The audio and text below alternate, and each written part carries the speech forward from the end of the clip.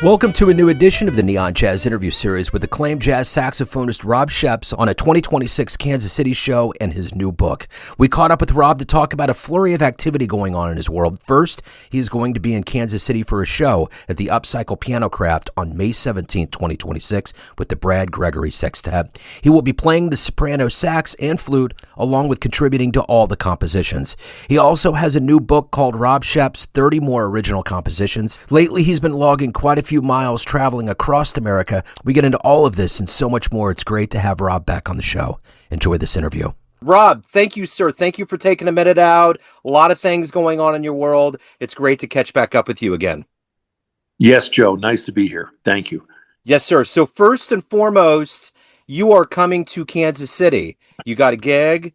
Let's get into the gig. You're going to be playing with Brad Gregory and a wonderful lineup of cats. Talk to me about this Upcycle Piano Craft May 17th gig. Okay, so Sunday, May 17th, 6 p.m. till 8:30 p.m. It's an all-ages show, and it is, as you say, at Upcycle Piano Craft, which is a really nice venue with good pianos. And it's the Brad Gregory Sextet, but featuring my original music, which I get to do with the sextet about once a year. And each time I do it, I try to bring brand new stuff mixed with some older things. So your new tunes, you sent over Safe Space, Elvin Vader, Windborn, and Opalescence. Talk to me about these new tracks. Well, I mean, why don't you ask me one at a time? I kind of can't juggle it all in my mind. Yeah, no, I was just putting it. I haven't had the chance to listen, so it's all new to me. So just Safe Space, and then you can just kind of go through and talk to me a little bit about what your vision was for each of the tracks.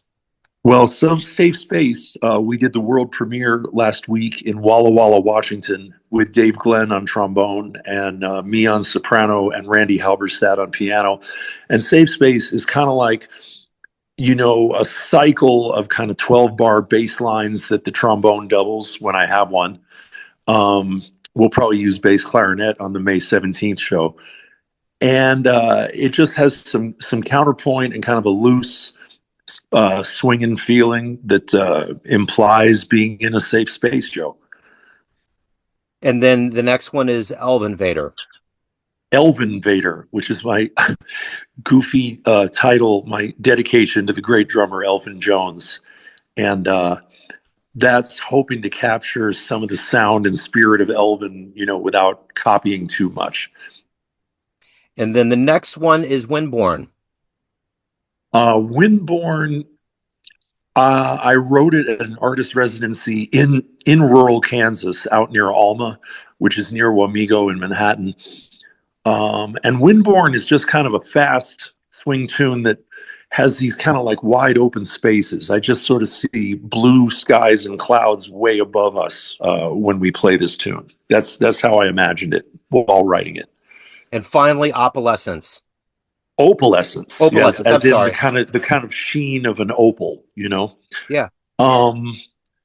That one, it's a little more esoteric. It has the title, it has the music. It's sort of tough to talk about. I do have one more new original we're going to premiere that I forgot to mention to you, and it's called Marianne Faithfull. And so it's for the great singer, musician Marianne Faithfull, and it just has a different flavor than most of my other pieces. You'll have to kind of, you know, come to the show and wait and see. I love it. So talk to me a little bit about your new book, 30 More Original Compositions. Yeah, well, it has my name on it with a colon because, you know, it could be anybody's book. But yeah, Rob Scheps, 30 More Original Compositions. Volume 1 was just 30 original compositions. So at this point, that's 60 pieces that are out there in the ether that people who have the book, you know, are able to play. And, you know, we as musicians can be really hard on ourselves, but I can't deny that finishing and publishing 60 tunes that I feel good about is not a big milestone. It feels like something, Joe. So let's go back to the Kansas City show. You're going to be with the Brad Gregory Sextet. Yeah. There's a wonderful lineup of cats: David Shale on alto sax, of course Brad Gregory on tenor sax, Roger Wilder on piano, and Jim Lauer on the drum kit. Talk to me about these cats, your history, and what it's going to be like to play with them. Okay, I should also mention me, Rob Scheps, on soprano sax and flute, and our new bass player for this show is Andrew Stinson. Well, I have a 20 plus year relationship musically and friendship wise with Brad Gregory, and he's a great writer and arranger, composer and arranger on his own. And he seems to really appreciate my writing, and he actually gives me a showcase for that writing with this excellent band roughly once a year. We've done it 3 or 4 times. And Roger Wilder, I mean, that's part of my heart. Roger and we go back to teenage years at the Eastman School of Music in Rochester for the summer session. And that's so long ago that Roger was a trombone player then, not a pianist. Um, and he's one of the finest pianists I work with in the United States or anywhere. So we have a very deep, long musical relationship, a lot of trust and a lot of good simpatico interplay. The drummer, Jim Lauer, I don't get to play with him all the time. He's got 2 small kids. And I'll give a plug here. His wife, Ashley, has Ashley's Bake Shop, which is a pie shop in the basement of Pride's Kitchen Store in Westport. And they're the best pies I've ever had anywhere in the country. So I always get 1 or 2 when I'm in town. But Jim, I first met Brad, connected me with him, and I was a guest soloist a few times with the Jim Lauer Big Band when I'd be traveling cross country and pass through Kansas City.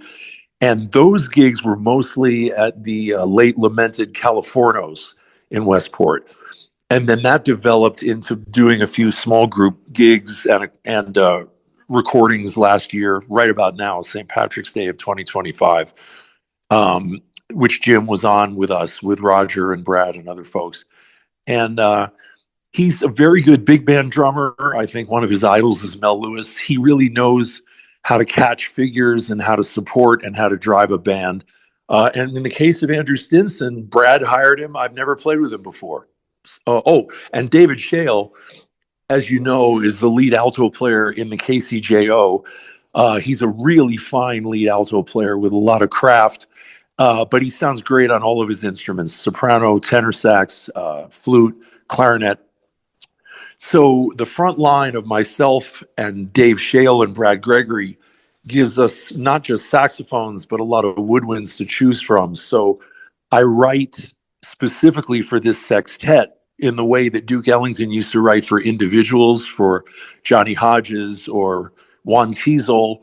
I'm not writing for alto sax or trombone or trumpet. I'm trying to write for the individual stylists that we get to play with in the band. You know, it gives me ideas to kind of hear how they would sound on the parts when I'm writing them. You know, every time we talk, you always talk about an enormous amount of travel around this country to Mm. do gigs. And on this last swing that you've been on that began in February, you were at Bard College in New York. You've had concerts in Washington, Oregon. You're in New Mexico. Talk to me about this latest swing of activity. Well, I was in New York for the winter, which I don't like doing, but I have an elderly aunt who had some surgeries, so I was there to care for her and support her. And so I didn't gig for a few months. I was writing music and doing other stuff. But I did play a couple of times with Roland Vasquez, who is a tremendous uh, drummer and composer, arranger. And he writes Latin jazz, but in a very modern harmonic style. One way to describe it would be it sounds like the Brecker brothers playing Latin jazz. That's how hip it is. And so I had the opportunity to guest in Roland's band a couple of times at Bard College, which famously, if you don't know, is the alma mater of Donald Fagen and Walter Becker. They met there. That's where Steely Dan started. And it's in Annandale on Hudson, which is a non-town. There's nothing there, but it's near the Hudson River and near the city of Poughkeepsie. And I wasn't going to turn down a chance to play with Roland and play his music. As a matter of fact, I played second trumpet on soprano sax. I was in the trumpet section for these. And it was a lot of fun, great learning experience. And then I had to hit the road at the end of February. Still a little snow on the ground, but I drove from New York to Seattle with zero weather problems. And then as soon as I got to Seattle, we were dealing with mountain passes that made it almost impossible to get to some of the gigs. We worked around it, we figured it out, but it was tough.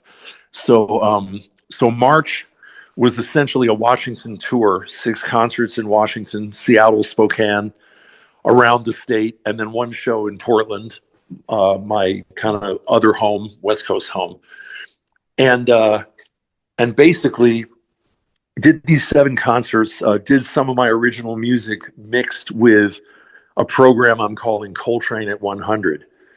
He's going to be 100 years old in September of 2026. And he's one of my prime influences. And there's so much disparate, different music to choose from. So I've kind of went from, not performing and being stuck in the snow in New York winter to, popping the beginning of spring by playing 7 concerts in the Northwest and getting right back to performing. And then I drove, where the hell did I go?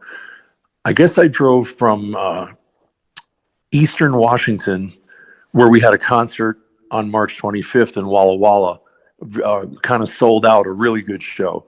And again, that was where I played Safe Space in public for the first time. Playing with Brad Sextet will probably be the second time, but definitely a Kansas City premiere. And then I needed to make my way here to New Mexico. I'm at a rural retreat and I'm working on music. I have a bunch of projects. And in May, I'll be performing my Coltrane show 2 nights in Tucson, Arizona, before I come back up to Kansas City, Joe.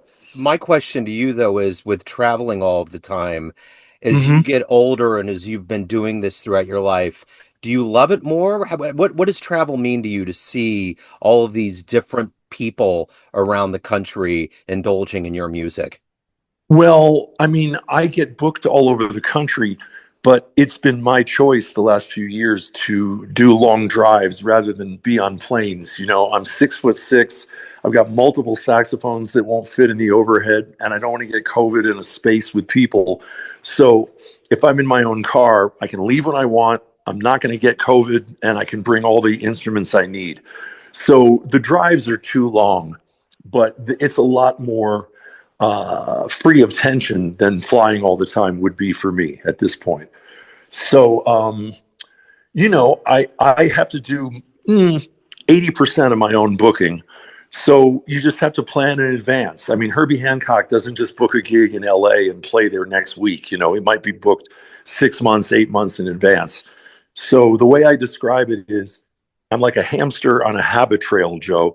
I'm always running in that wheel because I'm dealing with the gigs and engagements that I have right now. And I'm also booking stuff for 3, 6, 8 months ahead. So by doing that, you get a linchpin. Like I get 2 gigs in Seattle, then I will book my Northwest tour around those shows. So going from Washington to Arizona to Missouri, it's too much, but I've left enough time for it to work. And travel can suck, but like I said, I mean, I left in late February and made it from New York to Seattle with no weather events, kind of miraculous. So sometimes you have to just roll the dice that you're going to be able to get there and that weather is not going to play a part in impeding you.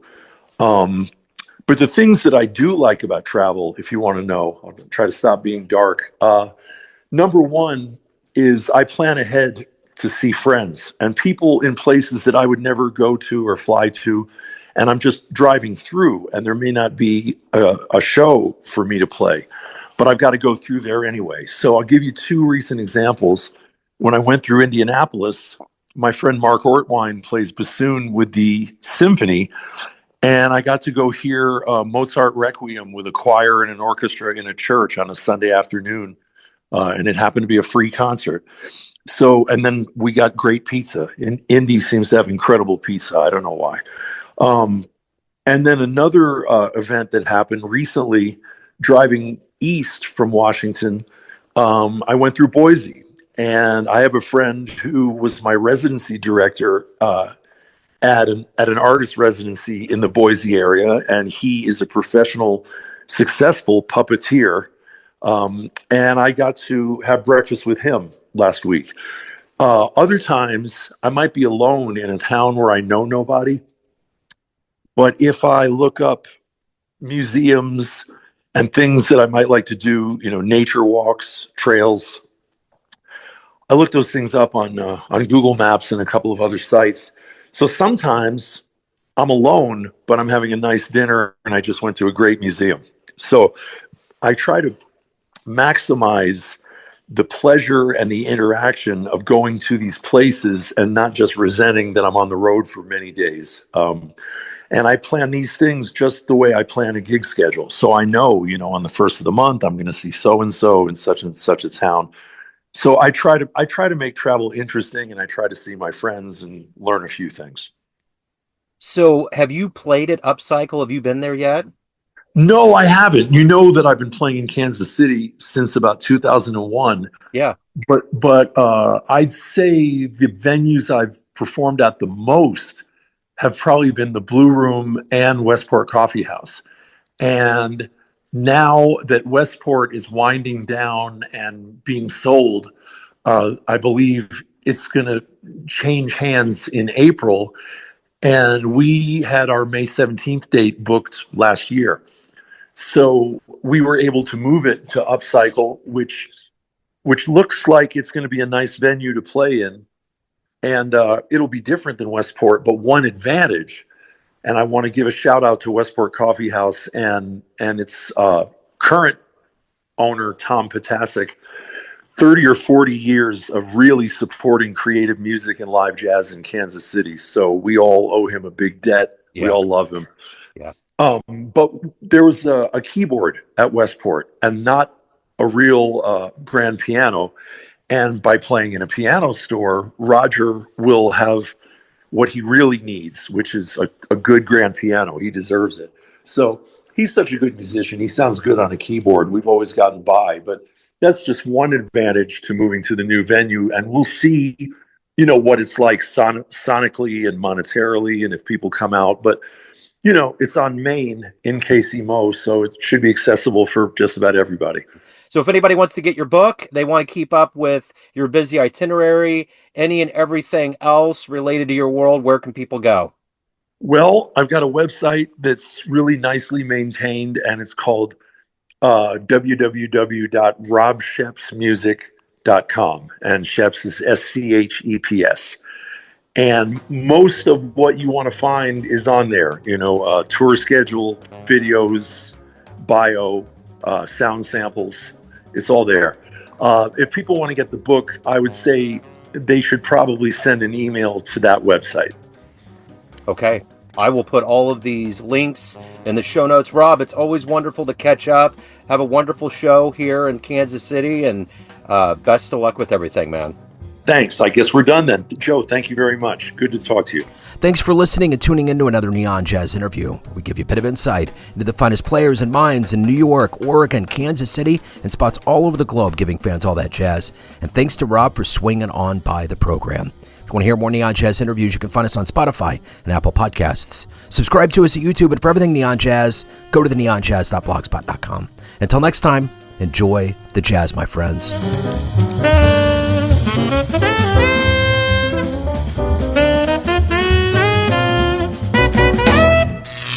Neon Jazz.